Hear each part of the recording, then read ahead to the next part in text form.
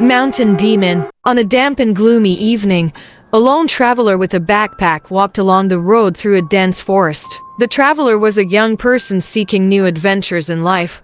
However, as the sun slowly set in the west and night began to fall, the traveler gradually lost his sense of direction and became lost in the forest. He kept moving forward, but the darkness around him grew thicker. The weak beam of his flashlight was no longer bright enough to clearly illuminate the path. He felt a surge of anxiety and fear. The eerie night forest, filled with the sounds of insects echoing everywhere, sent chills down his spine.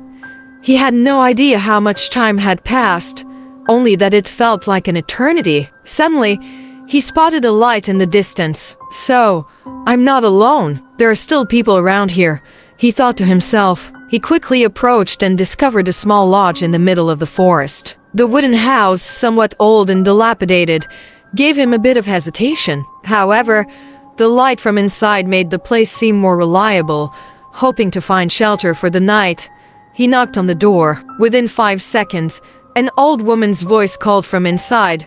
"Who's there?" The traveler quickly responded, "Excuse me, could I stay here for the night? I got lost, wandered here, and need a place to rest overnight." The old door slowly opened, revealing an elderly woman. Her face was full of wrinkles, but her eyes were sharp and bright. She gave a friendly smile and said, "Of course, you can come in, but remember, you shouldn't go outside tonight. This forest holds unforeseen dangers."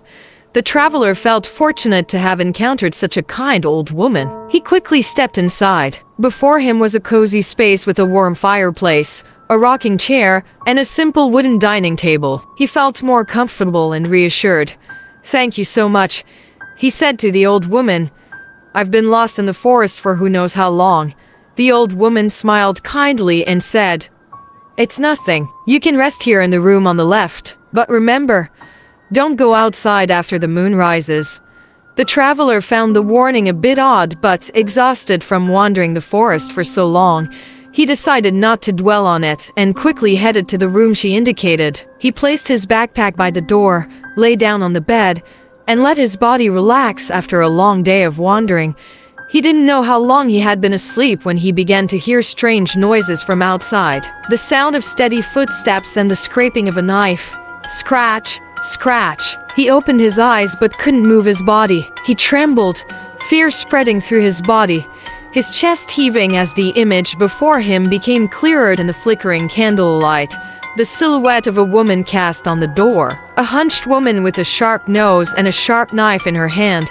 The door slowly creaked open, and the traveler saw clearly the face of the bizarre woman. It was none other than the old woman from earlier, but the feeling about her had completely changed. No longer were there sharp eyes and a kind smile. Her eyes now burned like fire, looking as if they wanted to devour their prey whole. She grinned, her mouth stretching to her ears, an undeniable wickedness.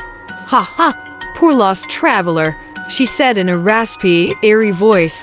"You've fallen into my hands." The traveler shook violently, but his body remained stiff as a stone. He knew he had to find a way to escape this dangerous place. But how? Suddenly, the moonlight shone through the window, casting directly on the old woman. She screamed in agony. The traveler felt strength return to his body, and immediately, he sprang up and dashed out of the lodge. Without daring to look back, he ran with all his might. He knew he had to escape this dangerous place and could no longer trust anyone. Finally, he collapsed from exhaustion, unaware of how much time had passed. The traveler awoke to the sound of birds singing and light all around. He didn't know when he had run out of the forest. Joy filled his heart. Following the edge of the road, he saw a car passing by and eagerly flagged it down. Sitting in the car, the traveler couldn't avoid feeling tired and decided to take a nap. But when he awoke, he found himself still in the room, in that dilapidated house. His hands and feet were tied, unable to move. Outside, the sound of a knife scraping. Scratch, scratch, scratch, scratch.